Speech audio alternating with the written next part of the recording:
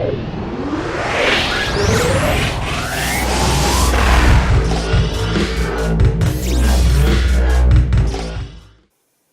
really excited to start my new video series on the ATN Thor HD thermal scopes.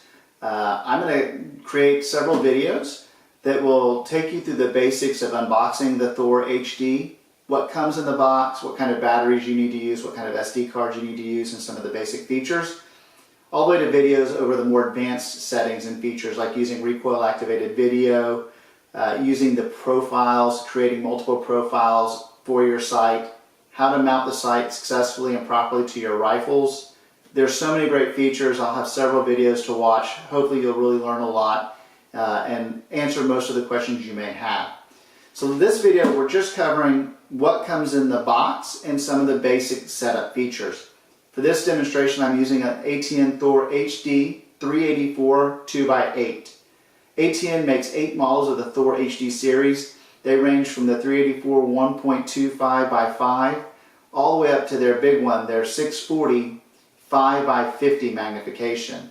Like I said, they all will have the same features and most of them have the same mounting systems, and we'll cover that here in just a minute.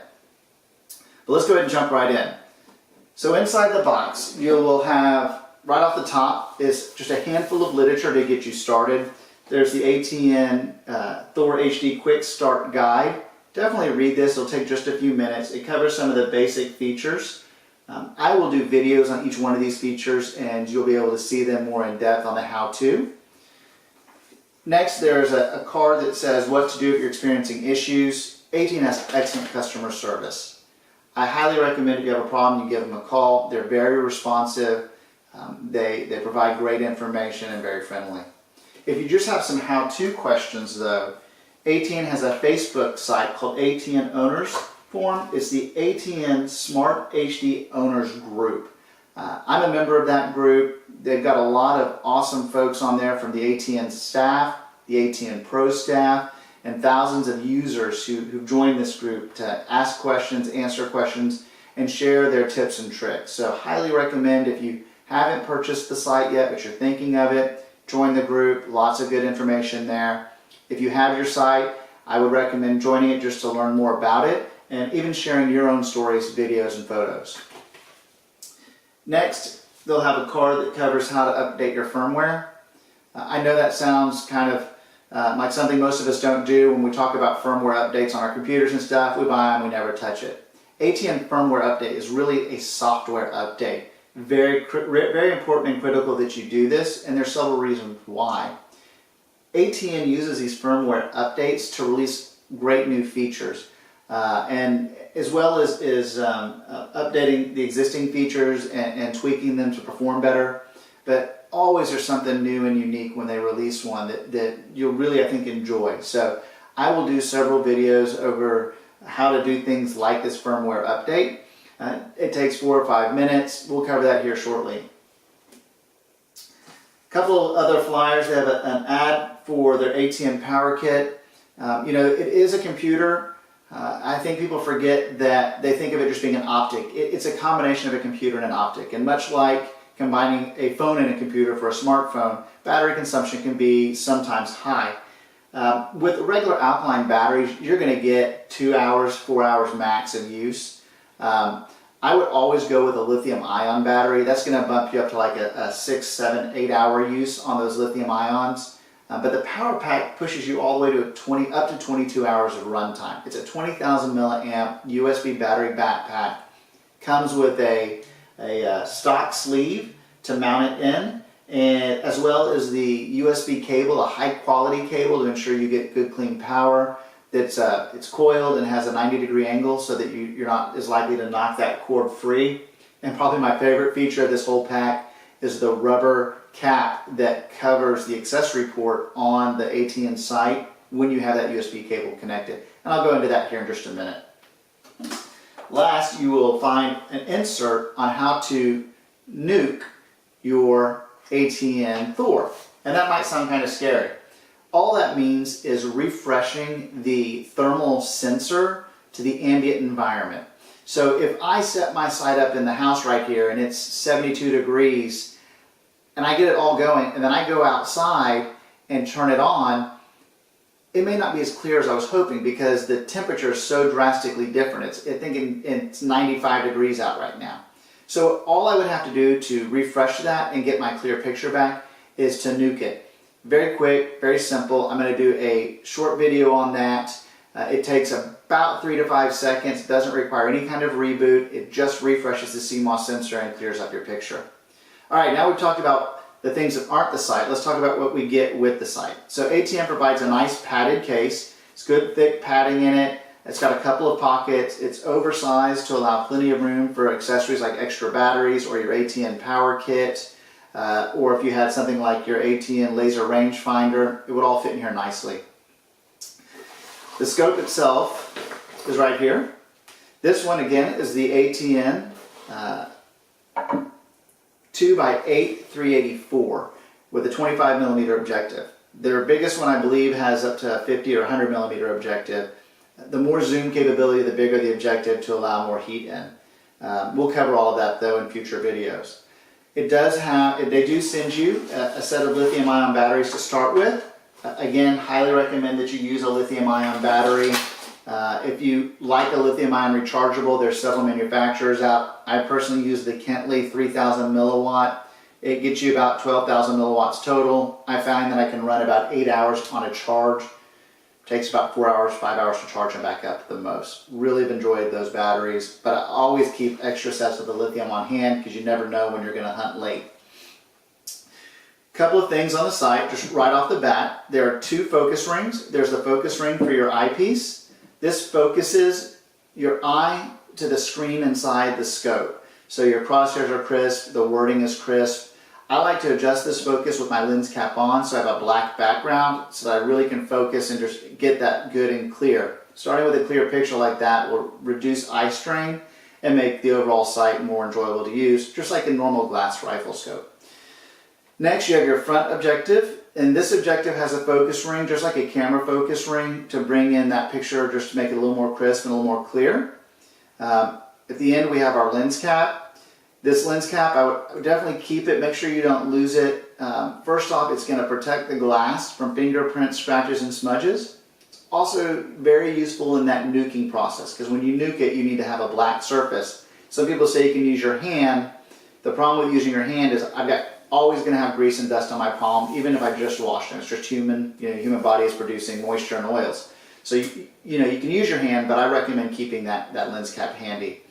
And again, I'll go into that nuking process shortly. Next feature we have, on 7 of the 8 models, ATN provides a quick release Picatinny mount. And this is wonderful because it allows you to move the sight from one gun to another and retain that 0 when you move it back. One of the features of the ATN Thor is they allow you to save up to 6 profiles. So I could put this on my 308 for hogs, sight it in, save it, note where I've mounted it on my rifle, move it to my 17 HMR for rabbits and squirrels, re-sight it in, do the exact same thing. It's really just a wonderful feature, and I'll cover exactly how to move it around and how to mount it properly and to create and store and back up those profiles in another video. Let's go ahead and get started though. Battery cap, accessory cap. Battery cap, both caps, the whole thing for the most part, the housing itself is made of metal, so it's very sturdy. The cap is metal, it's not plastic, you don't have to worry about chipping it or breaking it. It's nice and threaded, so you saw it comes off very smooth, should go on very smooth. Battery indication is very clear on this scope. The bottom 2 batteries are negative out, the top 2 are positive out, and I'm just going to go ahead and put some batteries in real fast. Again, thank you ATN for providing our first set. Alright, we got the batteries in. You'll notice there's some indexing marks on this ATN housing. They don't matter which one's forward or back, but you do want to make sure that they are lined up forward and back, because if they're up and down, it'll go on, but it won't screw in. So again, make sure that you have those lined up properly. That battery housing should screw on very easy. If it's catching or torquing, go ahead and take it off and start over. It does have an O-ring to seal out moisture and dust, so you do not need to crank on this. You just want to get it finger snug, and that's as far as you need to go. Otherwise, it'll be difficult to take off when you need to swap those batteries. Next, we have our accessories compartment right here. It's got a little coin slot, so it may be snug the first time you take it off. You can use a quarter or something just to take that off. I always put it back on just finger tight. Again, I want to be able to remove it in the field very easily. Under this, we have a spot for an HDMI out cable. This allows me to connect the Thor HD to a television for easy viewing. And what I mean by that, when I first get a site and I'm playing with all the features, it's nice to be able to hook it up to a television, set it down and look at the buttons on top, be able to use the directional pad, the enter button, and see the different features on a bigger screen. Note though, when I do plug this into an external source like a television, the internal screen does turn off. So that's just a normal feature. Just know that when you plug it in, you won't see anything on the inside. Next, we have our SD, our micro SD card slot. This is used for video and photo capture. It's also used to back up and restore your profiles. Remember I said earlier you can save up to 6 profiles. And lastly, you will use it to update firmware. And we'll do videos on each one of those covering how to do those things because they're great features. To put the SD card in, well, first off, talk about SD card selection. You want to go with a reputable brand.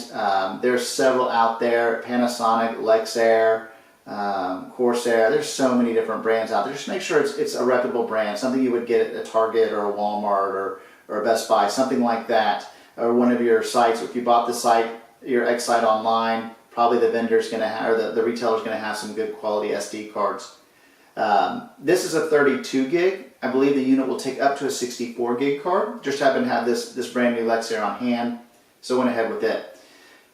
Card will only go in one way. First off, the writing goes to the front, to the objective, and then the metal contacts will face backwards. If it doesn't drop in very easily, you probably have it backwards. The card's going to slide in, and it's not going to go all the way in. It's a little springy. And we're going to require you to take a pen and gently push the card just below the surface so you hear it click. Oh, mine popped out. Just gentle click. There you go. It's in. You know it's in when it sits below the surface. Don't cram it down. If it doesn't click, stop and start over. Last, you have your USB connection. This USB connection is just an external power pack connection. Like I said earlier, ATN makes a great kit. It has a 90-degree coiled USB cord so that it sits flush with this cap. It's not going to get knocked out. Do remember that you don't want moisture and dust in here. So if you choose to use your own external power source, make sure that you're very aware of your environment so you're not getting dirt, dust, or moisture in here.